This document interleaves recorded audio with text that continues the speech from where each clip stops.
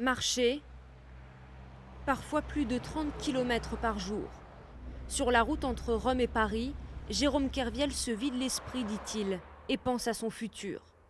Car cet après-midi, l'ancien trader de la Société Générale sera définitivement fixé sur son avenir. La Cour de cassation doit trancher, annuler sa condamnation ou la confirmer. 3 ans de prison et près de 5 milliards d'euros de dommages et intérêts, la somme qu'il est accusé d'avoir fait perdre à la banque. L'amende pécuniaire autant que la peine de prison sont injustes, donc les deux sont durs. Après, les 5 milliards, effectivement, c'est une peine de mort sociale. C'est-à-dire qu'on m'empêche de vivre ad vitam aeternam. Okay. En attendant, Jérôme Kerviel se dit serein. Évidemment, je préfère avoir une décision positive, parce que ce serait un bon signal qu'enfin la justice, dans ce dossier, arrête de s'égarer. Mais s'ils décident d'être dans la continuité de ce qu'ils font depuis 6 ans, à savoir ne pas vouloir voir la réalité, et ben pas grave, le combat continuera, et si ça doit durer 10 ans, ça durera 10 ans, c'est pas grave, j'ai tout mon temps là en fait.